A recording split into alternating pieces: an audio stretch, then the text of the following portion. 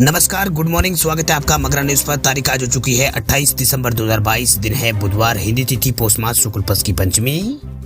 आज की ताजा खबरों के अपडेट में बात करेंगे देश भर की तमाम बड़ी और काम की खबरों के साथ ही सरकार की ओर से आज लिए गए कुछ महत्वपूर्ण फैसलों और जारी किए गए कुछ नए नियमों की। तो इस वीडियो को अभी लाइक करें और चैनल को सब्सक्राइब करके घंटी के निशान को जरूर से दबा दें। तो चलिए आगे बढ़ते हैं आज की बड़ी खबरों की। तब तो पहली बड़ी खबर देखिए, अलग अलग चार्जर की झंझट अब होगी खत्म। BIS ने टाइप सी पोर्ट के लिए जारी किया है क्वालिटी स्टैंडर्ड। इलेक्ट्रॉनिक डिवाइस में सिर्फ 2 तरह के चार्जिंग पोर्ट उपलब्ध कराने पर काफी समय से चर्चा चल रही है। इसे लेकर कंज्यूमर अफेयर मंत्रालय के सेक्रेटरी रोहित कुमार सिंह ने बड़ा ऐलान किया है कि मार्च 2025 तक इलेक्ट्रॉनिक प्रोडक्ट के लिए स्टैंडर्ड चार्जिंग पोर्ट के रूप में USB टाइप सी अपनाने के लिए भारत के मोबाइल डिवाइस निर्माता टेक्नोलॉजी जो कंपनियां हैं वो तैयार है। यानी नए ऐलान के बाद हर मोबाइल का एक ही जो चार्जर है वो होगा। वही रोहित कुमार सिंह ने कहा है कि भारतीय प्रौद्योगिकी संस्थान जो है IIT कानपुर वेरेबल उपकरणों में एक ही तरह के चार्जर पोर्ट देने से जुड़ी स्टडी जो है वो कर रही है। इस बारे में रिपोर्ट आने पर इलेक्ट्रॉनिक उद्योग के साथ चर्चा जो है वो की जाएगी।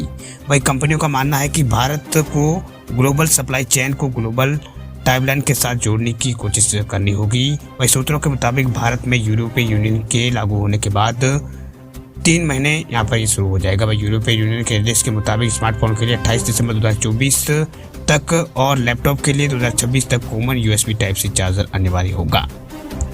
बात करते हैं अगली खबर की। तो राशन कार्ड धारकों के लिए खुशखबरी, सरकार दे रही है 1,000 रुपए कैश।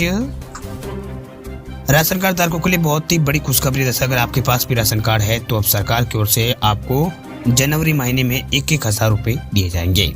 इसके लिए राज्य सरकार की तरफ से निर्देश भी है वो जारी कर देगी। आपको बता दें कि केंद्र सरकार के अलावा राज्य सरकार भी जो है वो गरीबों को, जरूरतमंद लोगों को समय समय पर कई योजनाएं उनके लिए चलाती रहती है। इसी को लेकर एक नई योजना आई है। दरअसल तमिलनाडु सरकार ने तमिलनाडु के लोगों के लिए ये पैसा देने का ऐलान किया है। राज्य के मुख्यमंत्री M.K. स्टालिन ने अगले महीने पोंगल पर्व के मौके पर राशन कार्ड धारकों को 1,000 रुपए कैश देने की बात कही है।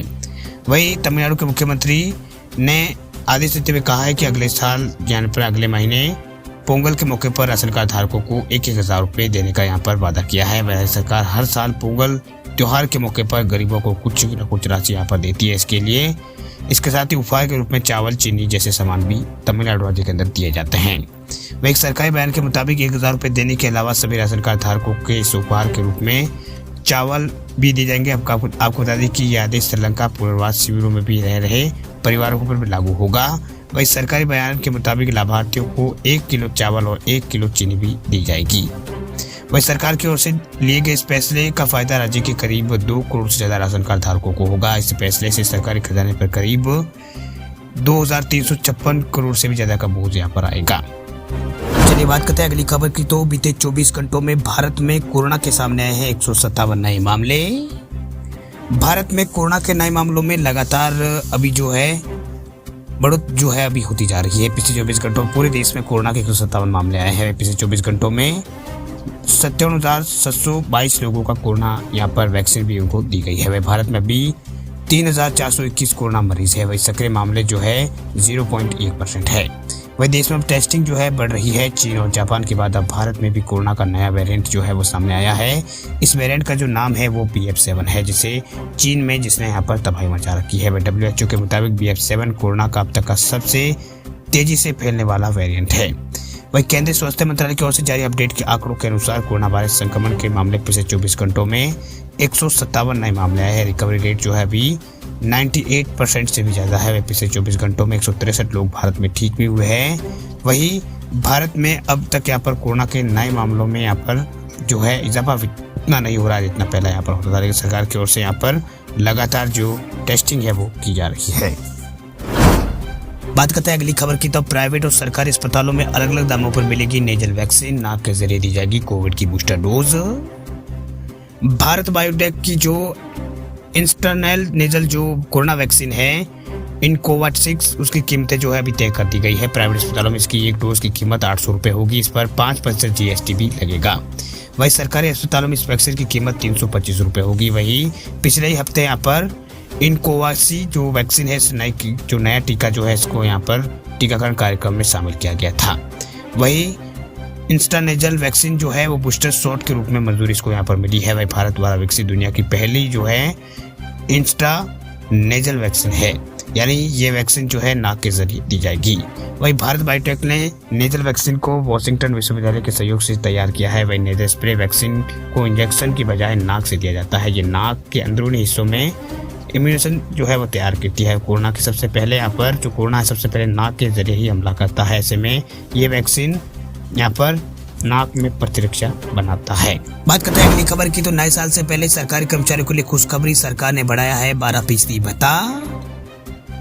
साल 2022 सभी के लिए महंगाई बढ़ा रहा है। इस साल पेट्रोल के दामों से लेकर सभी सामानों की कीमतों में बढ़ोतरी देखी गई, यानी पेट्रोल डीजल समेत सभी यहाँ पर जो सामान उनकी कीमतों में बढ़ोतरी देखी गई। इस बीच साल 2022 खत्म होने से पहले त्रिपुरा सरकार ने सरकारी कर्मचारियों को खुशखबरी दी। दरअसल त्रिपुरा के मुख्यमंत्री माणिक शाह ने राज्य के सरकारी कर्मचारियों और पेंशन भोगियों के लिए डीए, महंगाई भत्ते और महंगाई राहत दोनों में यहाँ पर 12% की वृद्धि की घोषणा यहाँ पर की है।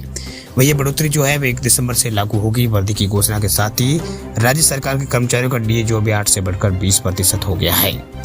वही माणिक शाह ने मंगलवार को यहाँ पर सम्मेलन में कहा कि इस फैसले से 1,04,700 नियमित कर्मचारियों और 80,800 पेंशन भोगियों को इसका फायदा यहाँ पर मिलेगा। उन्होंने बताया कि इसके अलावा अस्थायी कर्मचारियों को भी इसमें फायदा होगा, क्योंकि उनका जो परिश्रमिक लगभग है वो दुगना हो जाएगा। वही मुख्यमंत्री ने कहा कि डीए और डीआर में 12% की वृद्धि से राज्य सरकार पर हर महीने 120 करोड़ रुपए, सालाना आधार पर 1440 करोड़ रुपए का अतिरिक्त बोझ पड़ेगा। बात करते हैं अगली खबर की, तो रेलवे मंत्रालय का बड़ा फैसला, अब रेलवे की जमीन पर कोई भी कंपनी लगा सकती है टावर। रेलवे ने यहाँ पर टेलीकॉम नेटवर्क से जुड़ा एक बड़ा फैसला लिया। जैसे इस फैसले के तहत कोई भी कंपनी रेलवे की जमीन या फिर ऑफिस स्टेशन पर टावर लगा सकती है। इसे जहां एक और यात्री स्टेशन के अलावा रेलवे ऑफिसों व आसपास के रहने वाले लोगों को फायदा होगा, जिन्हें 5G नेटवर्क मिल सकेगा। वही रेलवे को इससे राजस्व भी प्राप्त होगा।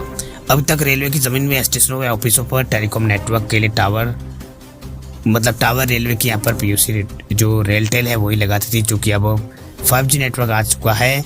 ऐसे में 5G का टावर 4G के मुकाबले काफी यहाँ पर दूरी पर लगाया जाता है। इसलिए केवल रिटेल जो रेलटेल है उसके द्वारा देश भर में कम समय में यहाँ पर 5G टावर लगाना संभव नहीं था। इसी वजह से रेलवे बोर्ड ने इस पर यहाँ पर पॉलिसी में बदलाव यहाँ पर किया है। कोई भी कंपनी रेलवे की जमीन पर, स्टेशन पर या फिर ऑफिस पर टेलीकॉम पोल या फिर टावर जो है वो लगा सकती है। वही पॉलिसी की शर्तों के अनुसार रेलवे की जमीन पर लगाए गए टावर की जिम्मेदारी रेलवे की नहीं होगी। इसके अलावा इन टावरों पर विज्ञापन आदि लगाने का अधिकार संबंधित कंपनियों का नहीं होगा। बात करते हैं अगली खबर की, तो मध्य प्रदेश में नए साल में लगेगा बिजली का झटका। विद्युत कंपनियों ने दरों को बढ़ाने की कर ली है पूरी तैयारी। मध्य प्रदेश में विद्युत कंपनियों ने बिजली के दाम बढ़ाने के साथ साथ मध्यम वर्गीय परिवारों पर बोझ बढ़ाने की भी तैयारी कर ली। इस प्रस्ताव को विद्युत विनियामक जो आयोग है उसको यहाँ पर इसमें सहमति जो है वो देती है। इसके तहत आयोग ने आगामी वर्ष 2023-24 के लिए बिजली दरों को निर्धारित करने के लिए लगाए गए टैरिफ पिटीशन में 300 से अधिक के स्लैब को समाप्त करने के प्रस्ताव को प्रस्तावित यहाँ पर किया है। वह जानकार को कहना है कि विद्युत कंपनियों का यह प्रस्ताव मध्यम वर्गीय परिवारों के लिए महंगा साबित होगा, क्योंकि 300 यूनिट से ऊपर वाले उपभोक्ताओं को इसके ऊपर कोई असर यहाँ पर नहीं होगा। वह यदि आयोग के प्रस्ताव पर मोहर लगती है तो छोटे उपभोक्ताओं पर अधिक भार पड़ने की संभावना है। वह आंकड़ों के मुताबिक मध्य प्रदेश में 300 यूनिट से अधिक वाले करीब 5 लाख उपभोक्ता है। ये उपभोक्ता 150 से 300 यूनिट का स्लैब में यहाँ पर आ जाएंगे। वही 150 से 300 यूनिट की खपत करने वाले करीब 25 लाख से अधिक उपभोक्ताओं को यहाँ पर ज्यादा बिजली बिल चुकाना होगा। यानी मध्यम वर्गीय परिवारों को आने वाले साल में बिजली का जो झटका है वो यहाँ पर बिजली है वो झटका लेकर आएगी। वही बिजली दरों में बढ़ोतरी के प्रस्ताव को लेकर कांग्रेस ने भी सरकार को घेरना शुरू कर दिया। वही एमपी के पूर्व वित्त मंत्री कांग्रेस विधायक तरुण बराड़ का कहना है कि मध्य प्रदेश में वर्तमान में बिजली उत्पादन हो रहा है। हम दूसरे प्रदेशों को 9 रुपए प्रति यूनिट के हिसाब से बेच रहे हैं, लेकिन इसके बावजूद भी मध्य प्रदेश की जनता को सबसे महंगी बिजली जो है वो खरीदने पर मजबूर किया जा रहा है। बात अब करते हैं अगली खबर की, तो HDFC बैंक ने FD की रेट पर बढ़ाया है इंटरेस्ट रेट।